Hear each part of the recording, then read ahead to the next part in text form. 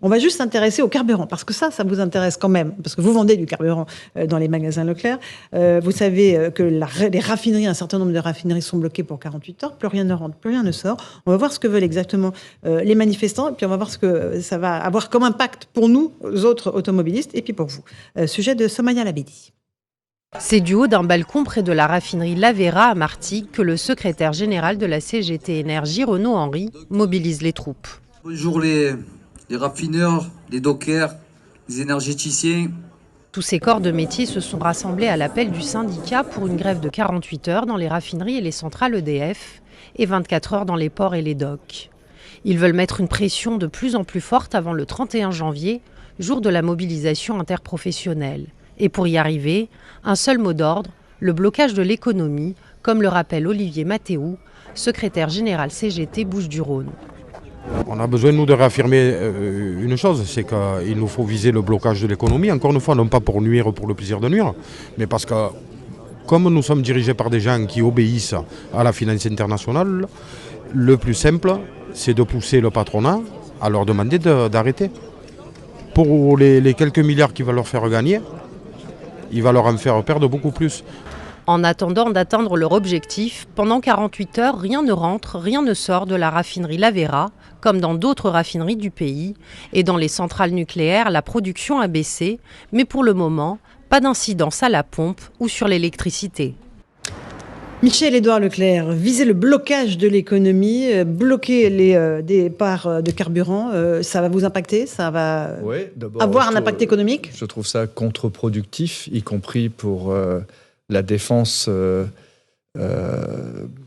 populaire. Je trouve que faut pas embêter les gens, faut pas emmerder les gens. Après, aujourd'hui, ce sont des tests, ce sont des rapports politiques, ce sont des rapports de force qui s'instruisent. Aujourd'hui, on n'a pas vraiment de problème d'approvisionnement dans les dépôts. Les dépôts sont pleins. Après, ça se vide vite. Et donc, ces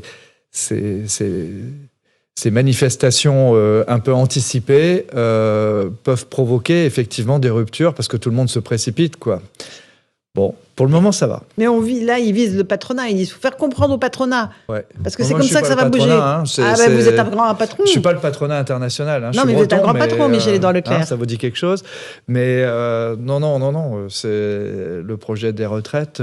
C'est un projet débattu par les partis politiques. Et je suis un peu comme tous les Français. Quelquefois, j'y perds mon latin aussi. Ça n'a pas gagné beaucoup en pédagogie ces derniers temps. Et on peut le dire du gouvernement, mais on peut le dire aussi des partis politiques. Si je prends nos propres salariés aujourd'hui, même au siège, chacun a du mal à voir dans quelle case il va se retrouver. Bon, Éric Revel, blocage de l'économie. Oui, alors moi j'ai deux questions, Michel-Édouard Leclerc, si vous permettez. La première, c'est... Une seule, c'est bien. Bon, une seule, mais si vous me redonnez la parole tout à l'heure, parce que je suis pas sûr de l'avoir. Une très concrète. On sait que le prix du carburant chez Leclerc, c'est un produit d'appel fantastique. Vous le vendez souvent à prix coûtant. Là, ça s'est envolé. On est à plus de 2 € le litre d'essence. Est-ce que ça va continuer à être la même chose dans vos centres ou bien vous êtes en difficulté aussi?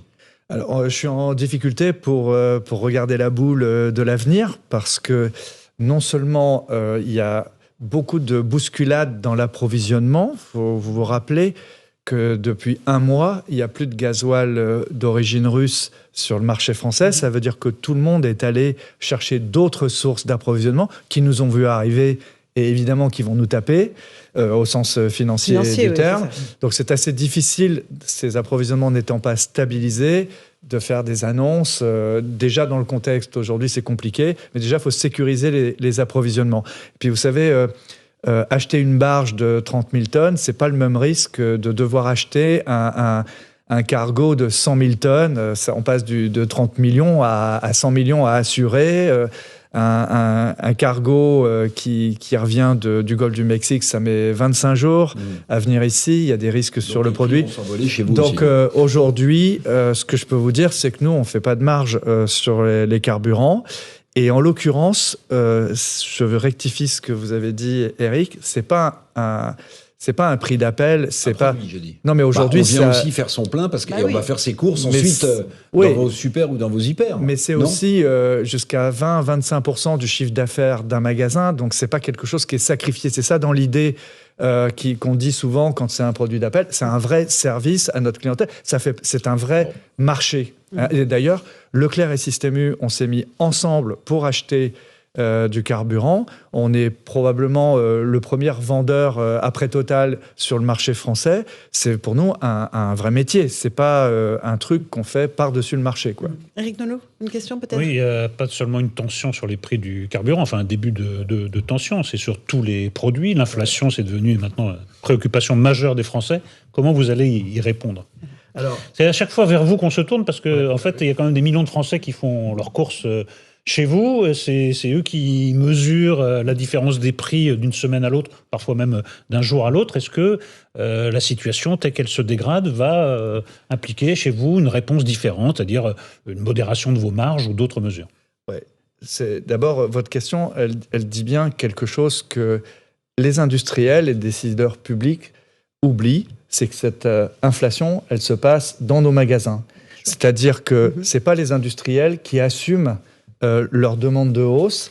Ils ne se payent pas un placard dans le Figaro ou dans l'Ouest France pour dire nous avons demandé à Michel-Édouard Leclerc que sur le pet food, les aliments chiens et chats, c'est plus 30%. Non, jamais. Ce sont nos clients qui vont le découvrir dans le magasin et donc ça nous responsabilise. Et pour moi, comme d'ailleurs mes autres collègues de la distribution, la limite de ces hausses aujourd'hui, c'est pas d'embêter les industriels, c'est de leur dire que si un chef de rayon, une caissière, un collaborateur n'est pas capable d'expliquer à des clients en colère l'origine de cette inflation, ben on n'a pas envie de la prendre, quoi. Donc, on comprend que tout le monde ait des factures d'énergie, de coûts de transport. Tout le monde nous refile la patate. On est en aval. Non, mais vous aussi, vous le faites. C'est-à-dire, vous dites, en fait, c'est pas nous. Non, c'est pas nous, c'est les industriels qui... Non, moi je vais devoir l'assumer. Oui. Donc, je refile pas la patate. On me la refile. Et donc, en tant que distributeur, c'est pour ça aussi que je suis sur les plateaux de télévision et que mes collègues de Système U, de Lidl et tout, on est là.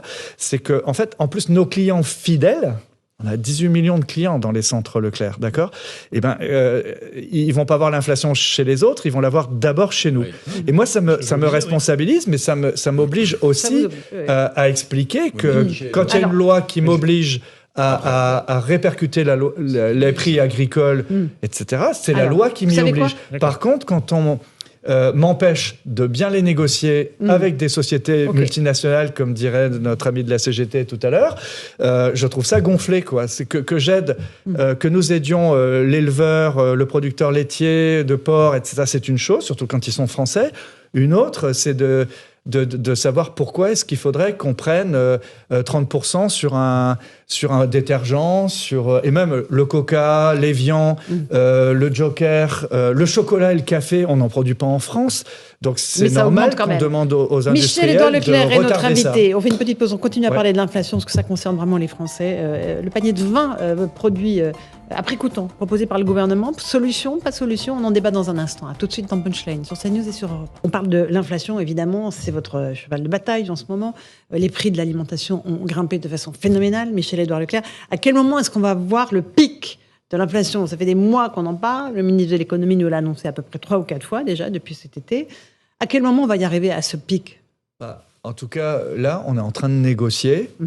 Et c'est assez violent parce que nos acheteurs voient arriver des demandes de hausse tarifaire toutes supérieures à 10%, entre 10 et même 38-39%. Évidemment, on voudrait négocier. Le paradoxe, c'est qu'au moment où on demande à tous ces commerciaux, industriels et distributeurs de se retrouver, on a jusqu'en février pour se mettre d'accord, il se débat un projet de loi qui dit le temps d'après, quoi. Donc ça démotive beaucoup tout le monde. C'est-à-dire, c'est quoi le projet de loi dont vous parlez? Il y a un projet de loi qui dit qu'après février, il y aura probablement une autre loi. La question est de savoir si elle est au profit des industriels ou au profit des distributeurs. Mais juste au-delà du débat de fond, ça fait très bizarre d'envoyer deux professions avec l'État qui dit attention, hein, ça va coûter des sous si vous finissez pas la négo. Donc ça c'est compliqué. La deuxième chose, c'est que nous voulons freiner ce mouvement de hausse et pouvoir négocier donc avec les grandes sociétés multinationales. Ça veut pas dire se taper dessus, ça veut dire décaler les hausses, ça veut dire les rendre acceptables ou en tout cas accessibles quand même pour les consommateurs. Et on a besoin d'un soutien public des décideurs. Mais on se rend compte qu'il n'y a pas de culture consumériste encore. Je pense que personne n'a pris la mesure de l'inflation. Oui. C'est un peu comme le Covid. Tout le monde dit c'est mondial. Et puis en fait, on ne regarde pas qu'aujourd'hui, il y a des gains.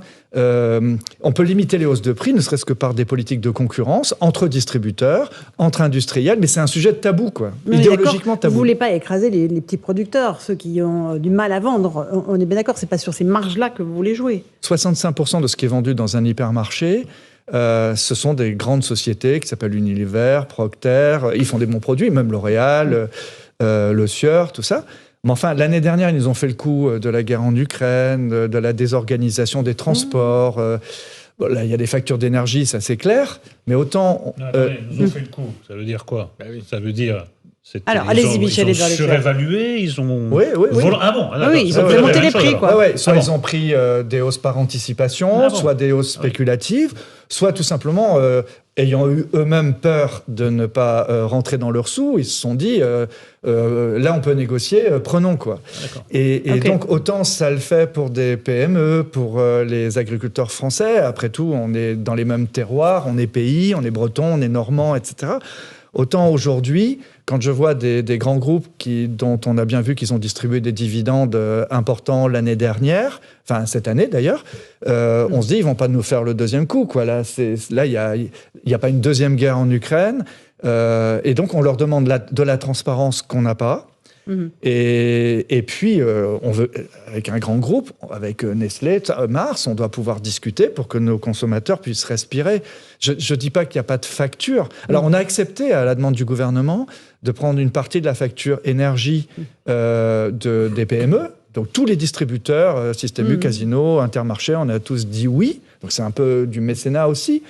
Mais des grands groupes, on ne voit pas pourquoi on dirait taxer les consommateurs pour des dividendes versés en Suisse, quoi. Geoffroy Lejeune. Bah non, vous venez partiellement répondre à ma question, mais c'est gravissime ce que vous venez d'expliquer. C'est-à-dire que, en gros, vous nous dites, et moi c'était un peu le sentiment que j'avais, que parce qu'il y avait la guerre en Ukraine, le discours ambiant sur l'inflation qui allait arriver, qui était inévitablement lié à ce conflit, a permis à des gens de faire de la spéculation, en gros. Bien sûr. Et ça, c'est ce que vous dites. Et donc, là, ma question, moi, je dois confesser une forme de tendresse à la fois pour votre discours et pour votre enseigne. Mais dans ce cas-là, quelle est la marge de manœuvre de distributeur face à ce genre de géants qui essaient de vous imposer, de répercuter des hausses de prix? Alors, vous avez même dit par anticipation.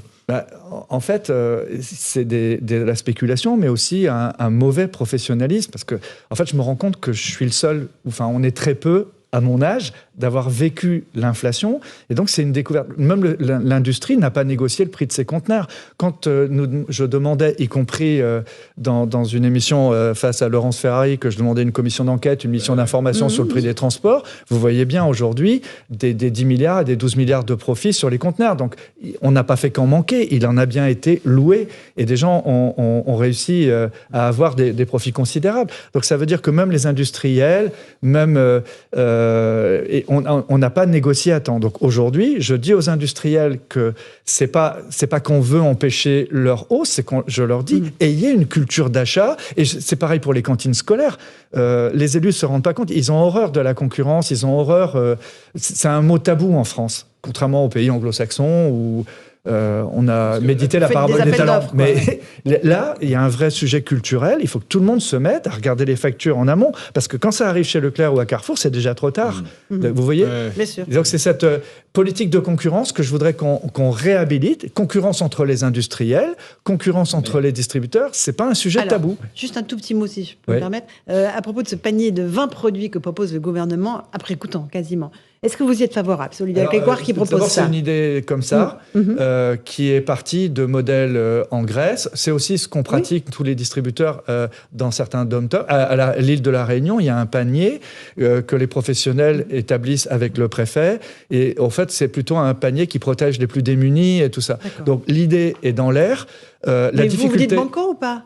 Sur le principe, on n'est pas contre. Je vous rappelle quand même que, par exemple, Carrefour, mon concurrent, il a bloqué ses marques de distributeurs l'année dernière. C'était 1 millier d'articles. Nous, on avait fait un bouclier anti-inflation. C'était des centaines d'articles. Là, l'idée, c'est de faire un panier un peu à la Que Choisir, ou même le panier qu'il y a à Europe 1 ou sur RTL. Enfin, tout le monde a un peu ses référents. Pourquoi pas ? Ça peut participer d'une sérénité aussi, de voir quelques produits symboliques. Voilà. En même temps, il faut attendre qu'on ait fini les négociations pour savoir à quel prix on peut vendre. Et puis surtout, la loi nous oblige, c'est ça le paradoxe, à avoir des marges minimum sur les produits alimentaires. Donc faire un panier à prix coûtant où en fait on gagne 10% de marge, ça me paraît assez bizarre. Donc là, les pouvoirs publics doivent un petit peu tranché sur le statut de ces produits. Éric Revel, vous voulez rajouter un peu de mots ? Je vais être gentil au début, puis un peu plus rude à la fin. Je dois reconnaître, si parce que ça focalise l'attention. Commence par les champs. Je dois reconnaître, parce que j'ai de la mémoire, que vous avez été le premier dans la grande distrib à dire attention, il y a de la spéculation avant même que la hausse des prix arrive. Ça, je m'en souviens très bien.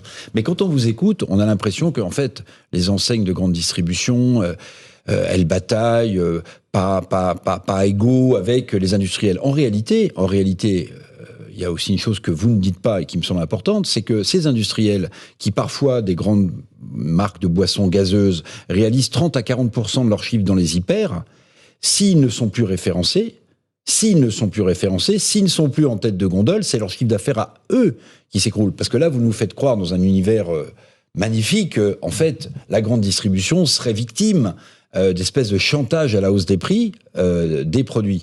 Est-ce que vous admettez quand même que vous avez des moyens de pression très forts aussi ? Pas beaucoup. Je sais que c'est le stéréotype, mais priver de Coca-Cola, par exemple, ça marche pas. Ça marche pas.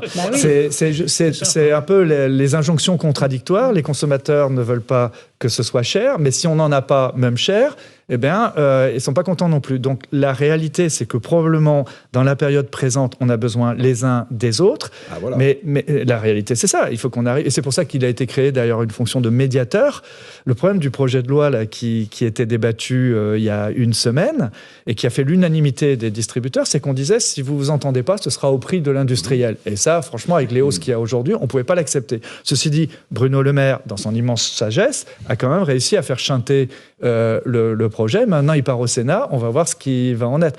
Aujourd'hui, je crie pas trop fort parce que le système des accords partisans à l'Assemblée nationale s'occupe pas toujours du fond et recherche, à force de rechercher des alliances, on oublie. Moi, ce que je trouve extraordinaire, c'est que même dans ces débats à l'Assemblée nationale aujourd'hui, on ne parle même pas de consommateurs et de prix, quoi. On parle de rééquilibrer les rapports entre industrie et commerce. Je comprends que ça fasse sens, mais à un moment donné, il ne faut pas oublier que c'est le consommateur qui paye, quoi. Et l'inflation, c'est un impôt pour les consommateurs. Je suis d'accord.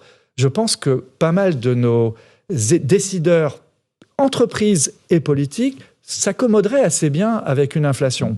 Mais pas les consommateurs.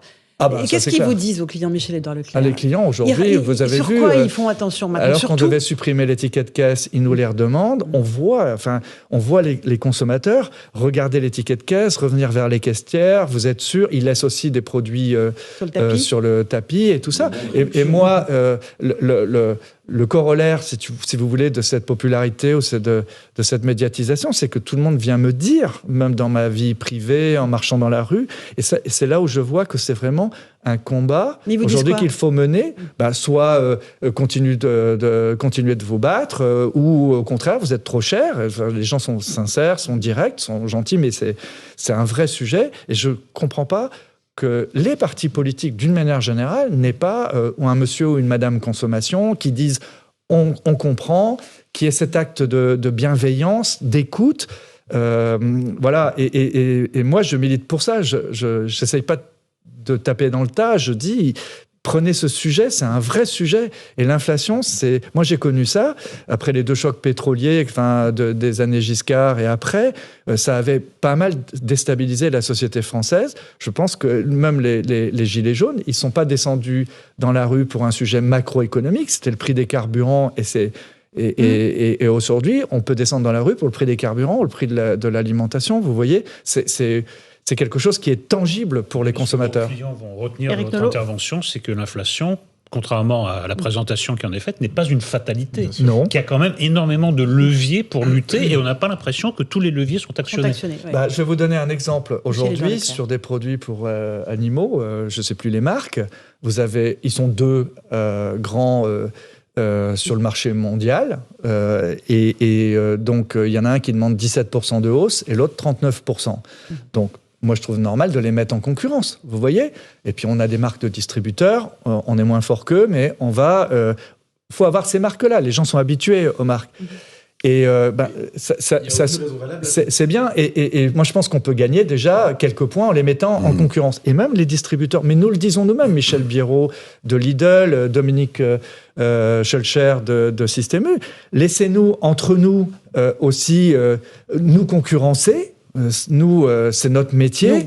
Et là aussi, on peut économiser 2-3 points d'inflation dans une saine concurrence, qu'elle soit loyale, qu'elle ne soit pas discriminatoire, qu'on nous tape, si je dis trop souvent ce mot, mais qu'on vienne nous rectifier si on a dépassé la ligne jaune. Mais je pense que l'intérêt du consommateur, c'est que les offres économiques se jaugent, qu'il puisse choisir. Vos marges dégringolent. Allez, un dernier mot, Éric. Vos marges dégringolent. Les marges de Leclerc sont amoindries. Oui. Parce qu'on ne connaît pas en fait le pourcentage de chiffre d'affaires des marges. 2,4%. C'est pas énorme. 2,4% de marge nette. Non, même si on supprimait nos marges, c'est pas suffisant. Mais la dynamique créée par la concurrence, elle est positive.